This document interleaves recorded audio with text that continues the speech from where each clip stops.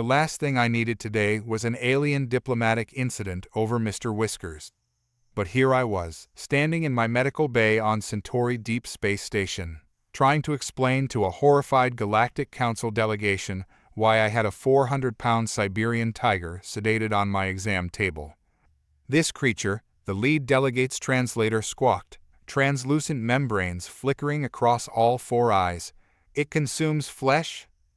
Well, yes, I said, keeping my voice calm, while continuing to treat the laceration on Mr. Whiskers' paw. The massive tiger had caught it on a loose panel during transport.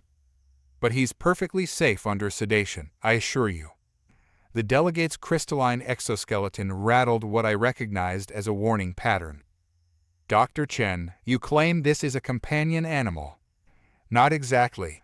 Mr. Whiskers is a rescue being transported to the Earth Conservation Center. We maintain several similar facilities for endangered predator species. I carefully cleaned the wound, trying to project an air of routine medical procedure rather than what the delegates clearly saw as madness. Maintaining populations of apex predators? Another delegate chittered. Deliberately? The lead delegate raised its primary appendages. This inspection of your station's xenobiology containment protocols is now our highest priority. We must evaluate the safety risk to all non-human species aboard. I sighed. The Galactic Council's impromptu inspection was already disrupting our delicate schedule for transferring the rescued exotic animals. Now it threatened to become a diplomatic crisis. With all due respect, Ambassador, humanity has kept predator species as companions for thousands of years. There are numerous cats and dogs aboard this station right now, all perfectly safe. That was exactly the wrong thing to say. The entire delegation backed toward the door, crystalline appendages creating a discordant chorus of clicks and scrapes. Multiple predator species? Uncontained? The translator's pitch rose sharply. This station houses civilians, children. If I may interject. A deep voice came from the doorway. Commander James Hudson stepped into the medical bay, his cybernetic eye glowing faintly as he assessed the situation. His German shepherd, Raja, padded silently at his heel. I'd dealt with the station's head of security a few times before, mostly over permits for the exotic animal transfers. He was direct, no nonsense, and not exactly what I'd call an animal lover. But right now, his calm military bearing might help diffuse this situation. The delegate's attention snapped to Raja. Another flesh consumer, one whispered.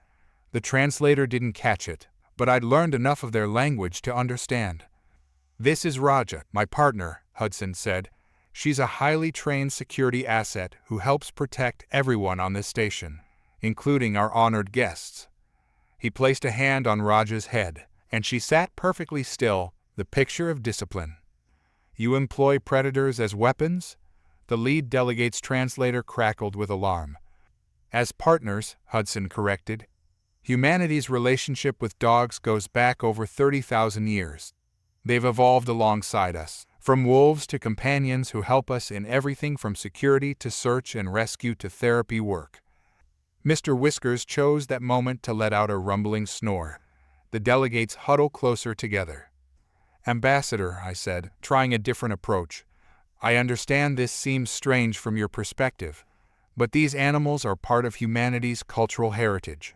More than that, they're part of our success story as a species.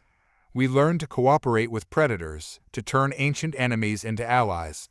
It's one of humanity's greatest achievements. A remarkable feat, the ambassador's translator clicked. And a disturbing one. The Council must evaluate the safety implications immediately. All predator species must be confined to secure containment facilities until we can complete our assessment. That's not happening, Hudson said flatly. Raja's ears perked up at his tone. These animals are legally registered station residents or secured transport specimens. You're welcome to observe and evaluate, but you have no authority to demand their confinement. I finished bandaging Mr. Whiskers' paw and straightened up. Commander Hudson is correct. While we respect the Council's concern, these animals are under Earth jurisdiction. I'd be happy to provide you with our safety records, behavioral assessments, and containment protocols. The ambassador's crystalline surfaces flickered with complex patterns. This matter will be escalated to the full council. Until then, we are declaring an advisory warning for all non-human species regarding this station's dangerous containment policies. Ambassador, Hudson said, his voice taking on an edge I hadn't heard before. Consider carefully before issuing that warning. It could be interpreted as an attempt to disrupt station operations through unfounded safety concerns. That would require me to file a formal diplomatic complaint. I glanced at Hudson, surprised by the steel in his voice. This was more than just a security matter to him. Raja seemed to sense it too, pressing closer to his leg. The delegates conferred in rapid clicks and flashes. Finally, the ambassador turned back to us. We will continue our inspection, but this practice of maintaining predator populations must be reviewed at the highest level. Humanity cannot expect other species to accept such risks. After they filed out, Hudson let out a long breath. That could have gone better. Thanks for the backup, I said, checking Mr. Whisker's vitals. Though I think we just turned a routine inspection into a galactic incident. They were going to find out sooner or later. Hudson scratched Raja behind the ears. Might as well deal with it now before we establish more colonies. Better they understand that our animals come with us. I raised an eyebrow.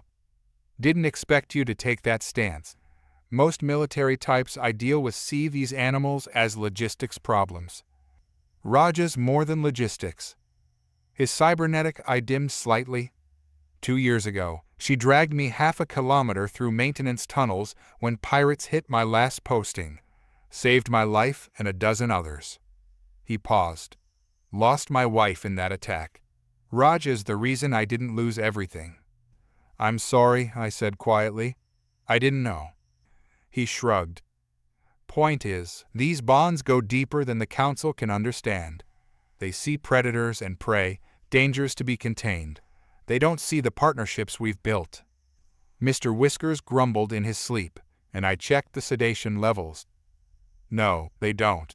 And now they're going to try to regulate it. This is going to cause problems for the Sanctuary Transfer Program. Already is. Hudson pulled out a tablet. Getting reports of concerned alien residents requesting private shuttles to evacuate. 2 merchant ships are refusing to dock until dangerous specimens are removed. He grimaced. Station's going to be chaos for a while. We can't just give in, I said. These animals depend on us. Mr. Whiskers here. He was rescued from an illegal exotic pet trade. His whole species might go extinct without our conservation programs. No one's giving in, Hudson said firmly. But we need to be smart about this. The Council's going to push hard for restrictions. We need to demonstrate why our way works. Raja suddenly stood alert, ears forward.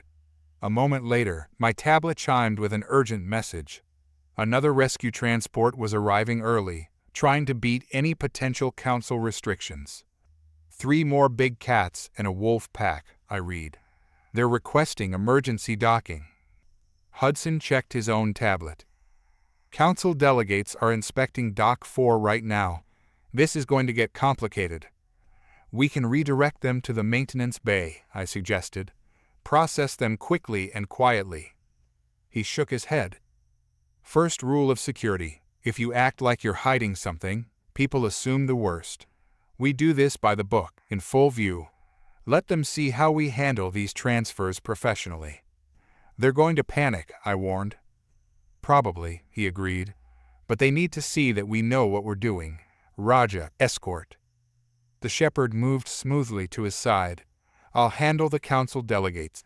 You focus on the animals. Just try not to let anything roar this time. I smiled despite myself. No promises. These are rescue animals, not trained performers. Work with me here, Doc. But there was a hint of humor in his voice. We're probably looking at weeks of hearings and inspections. Might as well start building our case now. Through chaos and controversy. Through competence and transparency, he corrected. Show them why humanity's relationship with predators is a strength, not a liability. I looked at Mr. Whiskers, peaceful despite his injured paw, then at Raja, the perfect blend of power and control. All right, Commander, let's go show the galaxy how humanity does things. As we headed for the dock, I couldn't help but wonder if the Council was ready to understand what they were seeing. Humanity hadn't just tamed predators, we'd learned from them. We'd grown together, turned ancient survival instincts into something deeper. Partners, protectors, family. The Council saw danger, we saw potential, and somehow we had to help them understand the difference. Mr. Whiskers let out another snore behind us, making the nearest medical drone scatter in alarm. Well, I thought, at least it would be interesting. We had no idea just how interesting things were about to become. Environmental systems failing on levels 12 through 15, the station AI announced with artificial calm. Emergency containment protocols initiated. Warning, life support compromised. I grabbed my emergency veterinary kit and ran toward the nearest transit tube, mentally cataloging which animals we had on those levels. The exotic animal transfers had been temporarily halted due to Council pressure, but we still had plenty of companion animals living with their families in the residential sections. Dr. Chen, Commander Hudson's voice came through my comm. Status of the sanctuary level. Secure, I replied, breathing hard as I ran. Emergency systems kicked in, but we've got at least 20 dogs and cats living with families in the affected areas. More than that, he said grimly. We've got nearly 100 civilians trapped up there. Environmental controls are completely dead, and temperatures dropping fast. Raja and I are heading up with rescue teams. The transit tube's emergency lights flashed red as I stepped in. Level 13, I commanded, and tried not to think about how many things could go wrong in the next few hours. The Council's inspection had stretched into its third week, with increasing pressure to restrict or remove predator species from the station. Now this happens if anything happened to those animals, or worse, if they panicked and hurt someone. The tube doors opened onto chaos. Emergency lights cast everything in a red glow, and the air already felt thin and cold. Security personnel were directing civilians toward emergency shelters, but I could hear barking and frightened cries from deeper in the residential section. Marcus, Hudson appeared through the haze, Raja at his side. The shepherd's ears were alert, nose working constantly. We've got people trapped in the inner sections. Environments deteriorating too fast for standard search patterns. I nodded, understanding immediately. You need the dogs. Every nose we can get. But the Council observers are already raising concerns about using predator species in rescue operations. To hell with their concerns, I said, pulling up my tablet. I've got locations for all registered companion animals on these levels. Most are trained for basic commands, at least. Hudson cybernetic, I glowed as he accessed the data I sent him. Good. Raja, search pattern. The shepherd immediately moved forward, nose to the ground. We'll start with. An explosion rocked the level, throwing us against the wall. Alarms screamed new warnings. That was no system failure, Hudson growled, helping me up. We're being sabotaged. Marcus, get your teams moving. We've got people dying up here. I was already sending emergency alerts to every registered animal owner on the affected levels. All available dogs to converge on rescue teams for search and rescue operations. Keep cats confined to secure areas. Sir, a security officer ran up. Council delegates are demanding we evacuate all animals before continuing rescue operations. They're citing safety protocols. Hudson's face hardened. Get back to your post. We're doing this our way. The first of the resident dogs arrived, a mix of breeds from German Shepherds to Border Collies to a tiny but determined Jack Russell Terrier. Their owners, those who could come, stood ready despite the thinning air. Listen up, I projected my voice over the increasing chaos. Your dogs know these levels better than any search team. Work with security, follow their directions. These people are counting on us. Dr. Chen, my tablet crackled. The temperature in Section 7 is below freezing. Life signs detected but failing. That's the primary school area, Hudson said sharply. Maintenance access is blocked by the explosion. A large man stepped forward, a Saint Bernard at his side. Thor knows those tunnels. He visits the school for therapy work. Go, Hudson commanded. Security Team 3, go with them. Raja, we're taking Section 5. I found myself running with Hudson and Raja, coordinating other teams through my tablet. The cold bit deeper with every step, and ice was forming on the walls. Somewhere ahead, a child was crying. Raja suddenly tensed, then darted down a side corridor. We followed, finding a sealed apartment door. Hudson's override codes did nothing. Power's dead, he muttered. Manual release is frozen. Raja barked, pawing at the lower section of the wall. I recognized what she found almost immediately. Maintenance access, I said. Tight fit. Hudson was already removing his tactical vest. Raja, crawl. The shepherd squeezed through the small panel, disappearing into the wall. We heard muffled barking, then a child's voice. Good girl, Hudson said softly. Show them the way. Minutes later, a small boy emerged through the panel, guided by Raja. His little sister followed, then their mother, all suffering from the cold but alive. Thank you, the mother whispered, clutching her children. When the door sealed. Get them to the emergency shelter, Hudson ordered a nearby officer. Raja, search. My tablet chimed with updates. The St. Bernard had found a group of schoolchildren huddled in a frozen classroom. A residence border collie led teams to elderly couples trapped by fallen debris. A Newfoundland dog pulled an injured man through flooded maintenance tubes. Commander, my comm crackled. Council representatives are threatening to file emergency injunctions. They're calling this reckless endangerment. Noted, Hudson snapped. Remind them that removing search and rescue assets during an active crisis is a violation of maritime space law. More explosions shook the station. Hudson's cybernetic, I flared as he processed new data. It's a coordinated attack, he growled.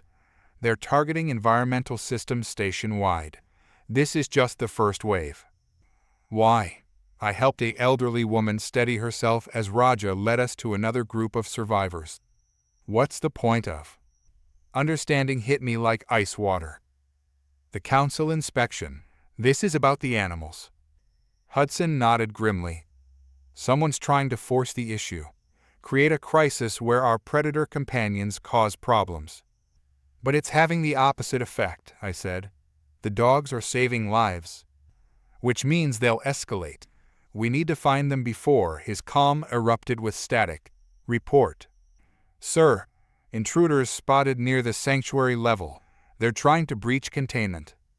My blood ran cold. If they release the rescue animals in the middle of this crisis. Go, Hudson said. Protect your charges. Raja and I will handle things up here. He paused. Just try to keep the tigers calm. Despite everything, I smiled. No promises, Commander. I ran for the transit tube, but not before I heard him mutter, and he says I have dangerous partners. The sanctuary level was in lockdown when I arrived, but I could hear sounds of cutting tools at the emergency access port. I reached the control room just as they breached the outer door. 3 figures in environmental suits entered, carrying plasma cutters and stunners. Not standard pirate gear. This was professional equipment. I activated the intercom. This is Dr. Marcus Chen. You are entering a restricted area containing dangerous animals. For your own safety, withdraw immediately. They ignored me. Moving toward the inner doors, I activated my emergency protocols, something I'd hoped never to use. The lights went out. In the darkness, yellow eyes began to glow.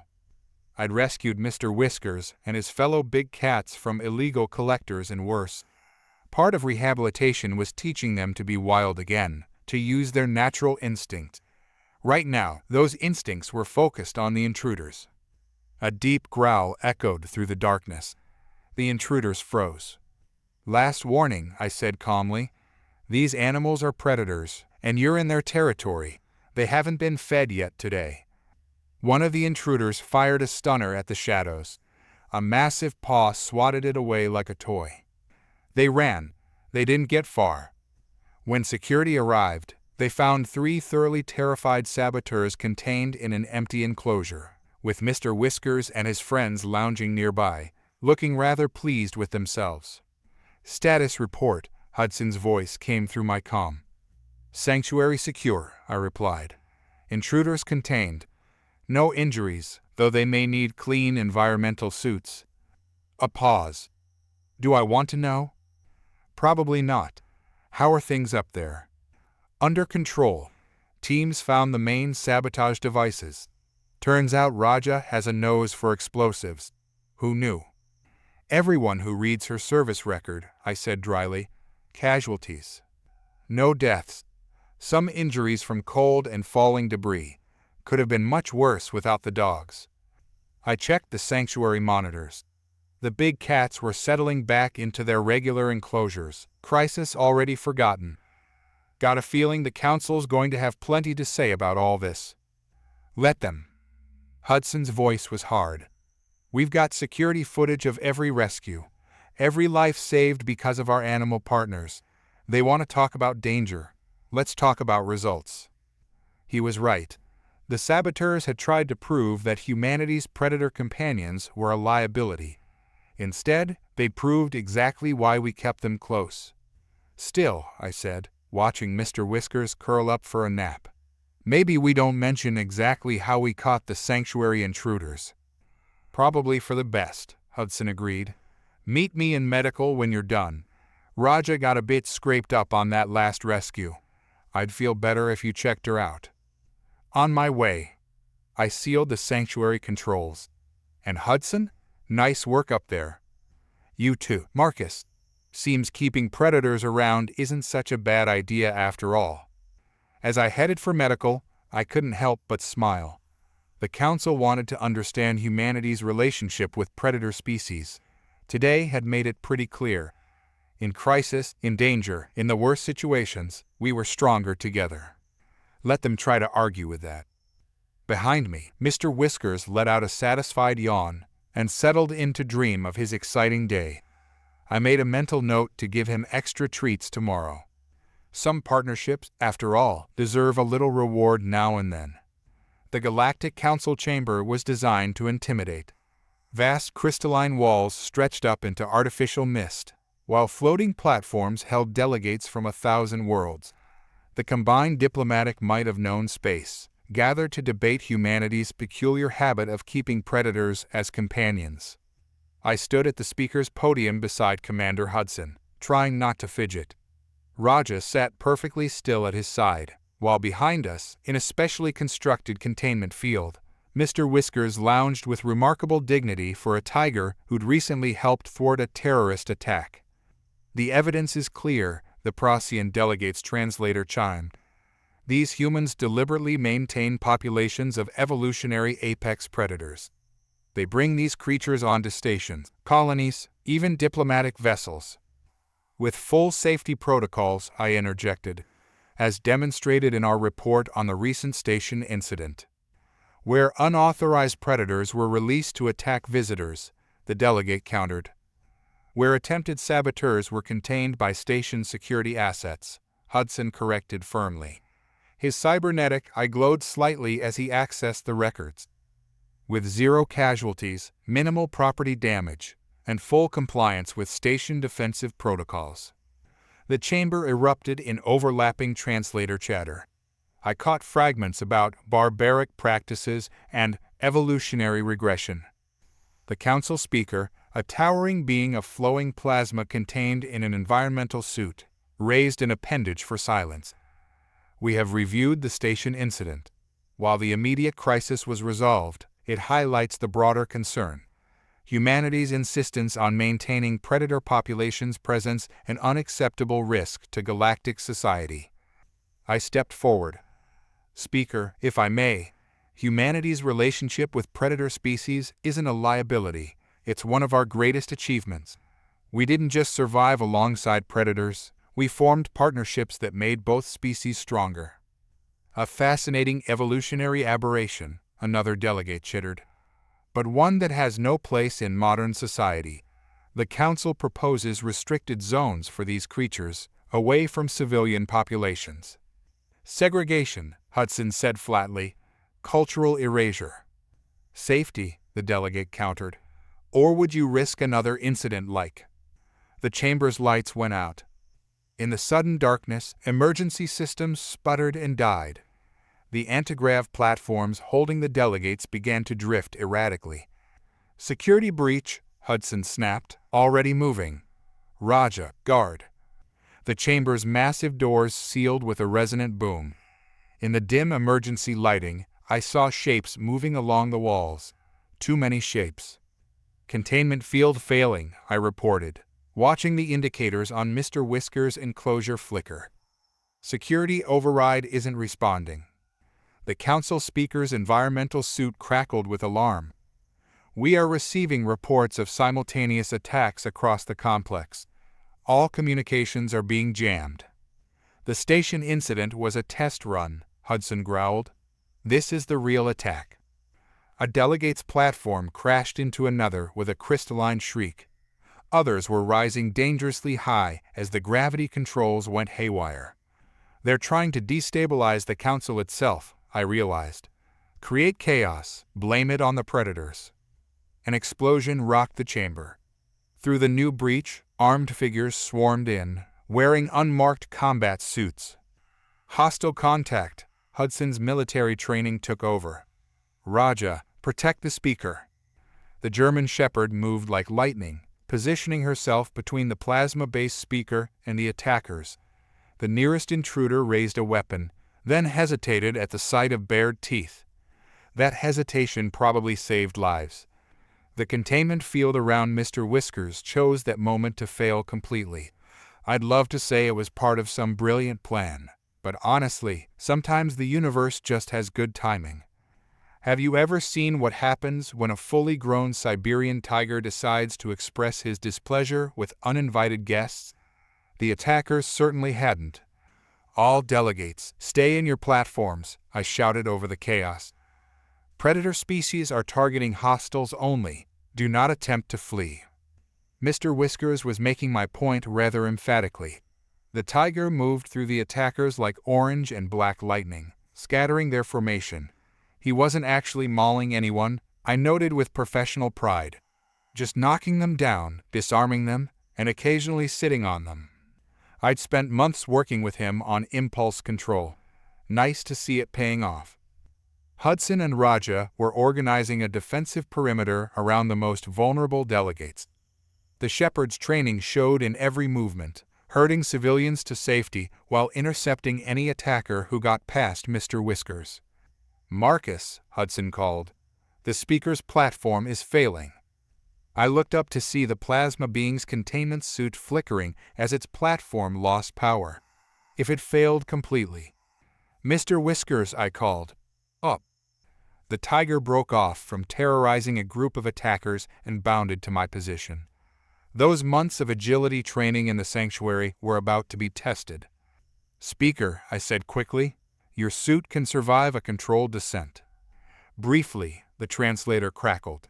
But in this gravity flux, the platform dropped several meters suddenly. Right, I said. Mr. Whiskers, rescue operation. Just like we practiced. The tiger looked at me like I was insane. To be fair, we'd practiced rescue operations with stuffed dummies, not plasma-based alien diplomats. I know, buddy, but we've got this. Mr. Whiskers sighed, sounding remarkably put upon for a tiger, then gathered himself and leaped. His trajectory was perfect, accounting for the erratic gravity fluctuations. He landed on the failing platform beside the speaker, careful not to overbalance it. Speaker, I called up. His harness is rated for emergency descents. Hold on to it, and he'll guide you down. To the speaker's credit, they didn't hesitate. As the platform began to break apart, They grasped the reinforced harness we use for tiger transport, and Mr. Whiskers launched them both toward a stable section of floor. They landed badly thanks to another gravity surge. The speaker's suit sparked dangerously, but Mr. Whiskers kept them upright, shielding them from debris with his own body. The chamber fell silent, except for the sound of Raja efficiently herding the last attackers into a corner. Most, the speaker's translator crackled, most unprecedented. Actually, I said, helping them steady their containment suit, it's exactly what humanity's been trying to tell you. These aren't just predators, they're partners, guardians. I scratched Mr. Whiskers behind the ears, earning a rumbling purr that made several delegates flinch. Family. The attack, Hudson reported, scanning security feeds through his cybernetic eye. It's being contained across the complex. Similar story everywhere. Stations with animal partners responded fastest. Minimal casualties, minimal damage. They tried to use our predator companions as a wedge issue, I said. To divide the council, create fear. Instead, the speaker's translator hummed, we have seen their true nature. They turned to address the chamber. These creatures do not strike without cause. They protect. They serve. They demonstrate remarkable restraint and training. Mr. Whiskers chose that moment to flop over and present his belly for scratching. Several delegates made sounds that their translators couldn't quite parse. The council acknowledges, the speaker continued, that we may have been hasty in our judgment. Humanity's relationship with predator species is not a primitive throwback, but an advanced form of cooperative evolution, one which clearly has practical applications. Does this mean we can stop arguing about station pets? I asked hopefully. There will need to be protocols, the speaker allowed, safety guidelines. But yes, the council withdraws its objection to properly trained and managed predator companions in shared spaces. Hudson smiled slightly. Told you they'd come around. The council would be particularly interested, another delegate chimed in learning more about these training methods. For security purposes, of course. Of course, Hudson said dryly. Raja wagged her tail.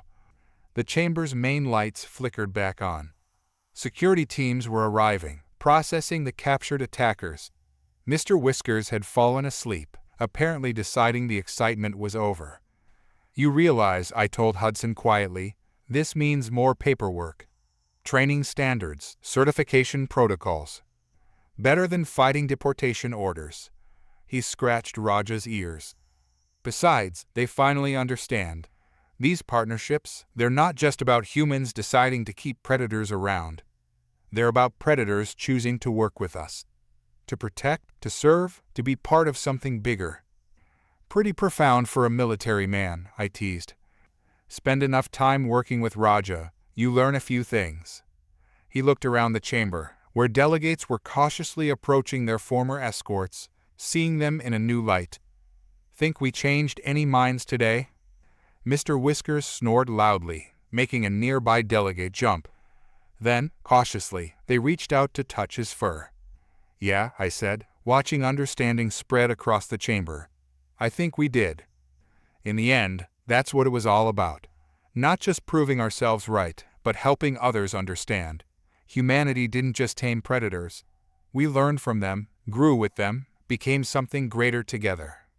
And now the galaxy was beginning to understand why. Good boy, I told Mr. Whiskers quietly. He opened one eye, gave me a look that clearly said he expected significant treats for this diplomatic performance, then went back to sleep. Some partnerships, after all, understand each other perfectly. The council would figure that out eventually.